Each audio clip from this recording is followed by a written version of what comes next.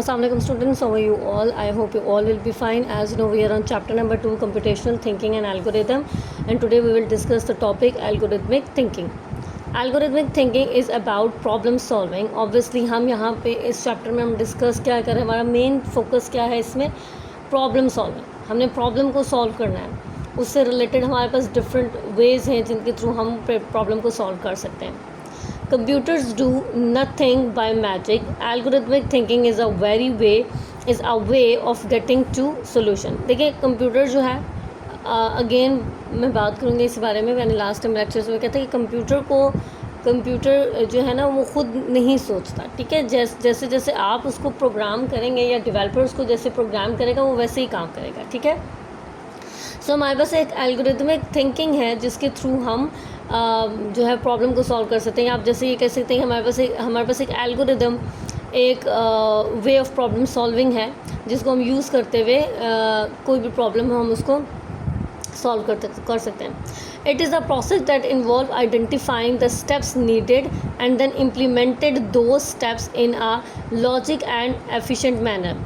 It is the way of thinking that involving breaking down complex problem into a smaller, manageable parts and then solving those parts one at a time. अच्छा, algorithm क्या होता है? देखिए बिल्कुल ऐसे जैसे हम कोई रेसिपी बनाते हैं. ठीक है, रेसिपी बनाते हैं, हमारे पास सबसे पहले क्या चीज़ें होती हैं, उसकी इंग्रेडिएंट्स होते हैं. ठीक है, इंग्रेडिएंट्स के बाद हम क्या करते हैं, हमारे पास उसका प्रोसीजर होता है.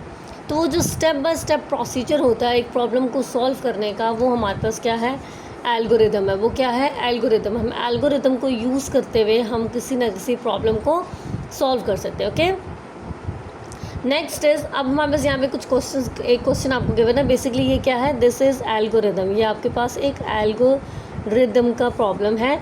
एल्गोरिदम में हमारे पास प्रॉब्लम होती है और हम उसको स्टेप बाय स्टेप प्रोसीजर से क्या करते हैं, उसको सॉल्व करते हैं. डन. अब find the largest of 3 unequal numbers. जब भी आपके पास कोई एल्गोरिदम आएगा आपने सबसे पहले उसमें से देखना है कि मुझे फाइंड क्या करना है और क्या चीज़ गिवन है. लाइक इनपुट क्या है मेरे पास और मुझे आउटपुट क्या फाइंड आउट करनी है. सो input like find the largest, क्या चीज़ फाइंड करना है, लार्जेस्ट नंबर फाइंड आउट करना है मुझे. ठीक है, गिवन क्या है, 3 अनइक्वल नंबर्स. उन्होंने कहा कि आपके पास 3 अनइक्वल नंबर हैं, तो इट्स मीन्स कि 3 unequal numbers are input. Now you have to find the largest one. So what will be the output here? Largest. Okay. Let's draw IOP chart of the problem. आपने क्या करना है, पहले problem का IOP chart draw करना है and then आपने क्या करना है, उसका एल्गोरिदम लिखना है.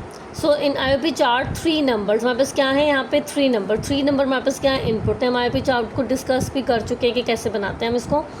नेक्स्ट है प्रोसेस. देखिए प्रोसेस हम बताएंगे कंप्यूटर को कि अगर आपके पास इतने कोई भी नंबर आता है तो आपने उसको कैसे सॉल्व करना है. Find largest among the 3 numbers. आपके पास 3 नंबर्स होंगे और आपने उसमें से largest find out. Let's suppose मेरे पास एक वैल्यू 4, एक है 5 और एक 6 है. ये मेरे पास 3 वैल्यूज़ है. अब मुझे इसमें से फाइंड आउट करनी है कि which one is largest. Okay.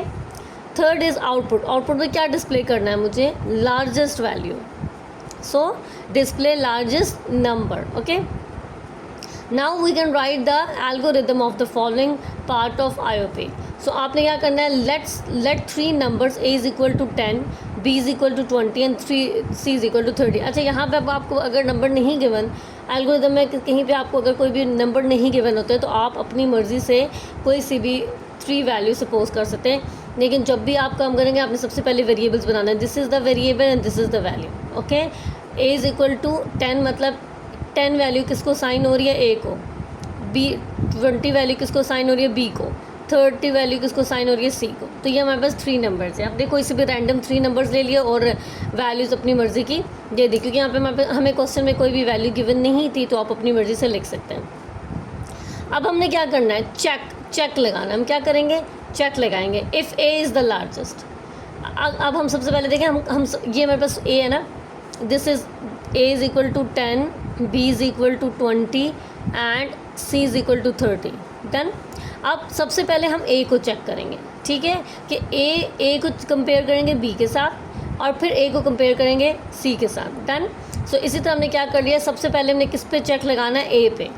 ठीक है, हम क्या कहेंगे, check if a is the largest. Okay, question mark लगा दिया कि ए तो नहीं है largest. Then check if A is greater than B and A is greater than C, then A is the largest. अच्छा, ये चीज़ आपने यहाँ पे नहीं देखनी कि ए तो लार्जेस्ट, अगर वैल्यू हम ए को पहले लार्जेस्ट दे देते तो उसके बाद तो हमें एल्गोरिदम लिखने की ज़रूरत नहीं है। नहीं बेटे, ऐसा नहीं होता। आपने एल्गोरिदम पूरा लिखना होता है, ठीक है। वो तो बाद में यूज़र की मर्ज़ी होती है कि वो कौन सी रैंडम वैल्यूज़ कोई सी भी 3 दे दे, हो सकता है उसमें से बी लार्जेस्ट निकल आए।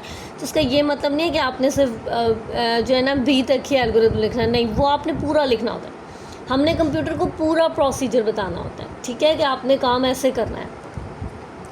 अच्छा, अगर लेट सपोज यूज़र ए की वैल्यू एंटर कर देता है, if A is the largest then stop. अगर कंप्यूटर को पहले ही वैल्यू ए में ही लार्जेस्ट मिल जाती है तो स्टॉप हो जाओ, स्टॉप द प्रोसेस। और अगर ए की वैल्यू ग्रेटर नहीं होती तो otherwise proceed to the next step. आपने फिर नेक्स्ट स्टेप में जाना है।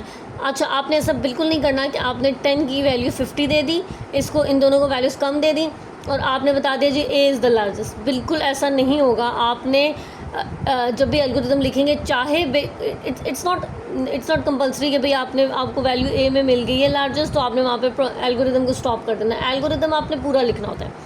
एल्गोरिदम में आपने ए को बी से भी कंपेयर करना है, ए को सी से भी कंपेयर करना है, ये भी आपने लिखना होगा।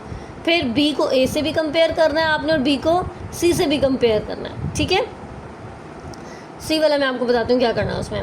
नाउ अब आपने एल्गोरिदम लिखना है check if B is the largest, ठीक है। तो हम अब किस पे चेक लगाएंगे? बी पे चेक लगाएंगे कि हम चेक करेंगे कि बी तो लार्जेस्ट नहीं है। Check if B is greater than A and B is greater than C, then B is the largest. If B is largest then stop the process. अगर उसको बी लार्जेस्ट वैल्यू मिल जाती है तो उसने क्या करना है? प्रोसेस वहीं पे स्टॉप कर देना है। Otherwise proceed to next step. Okay, अब देखें सी पे हमने क्यों नहीं चेक लगाया? बिकॉज सी तो ऑलरेडी हम कंपेयर कर चुके हैं इनके साथ। जब ए को हम सी से कंपेयर करते तो सी कंपेयर हो गया, बी को हमने सी के साथ कंपेयर किया तो वो भी कंपेयर हो गया। इस वजह से हमने कहा कि अच्छा ठीक है, अगर ए भी लार्जेस्ट नहीं है, बी भी लार्जेस्ट नहीं है, तो फिर क्या लार्जेस्ट होगा? C is the largest. Okay, I hope यहाँ तक आपको समझ आ चुकी होगी एल्गोरिदम की methods to design a solution. किसी भी सोल्यूशन को डिज़ाइन करने के हमारे पास 2 तरह के मेथड्स होते हैं, ये चीज़ आपने याद रखी। Number 1 is flow chart and number 2 will be the concept map. Okay, so ये हमारे पास 2 सॉल्यूशंस हैं। हमने अगर किसी भी हमने अगर सोल्यूशन डिज़ाइन करना है तो हम उसको इसके लिए फ़्लो चार्ट यूज़ करते हैं और कॉन्सेप्ट मैप यूज़ करते हैं। आई होप यहाँ तक आपको समझ आ चुकी होगी। Thank you so much.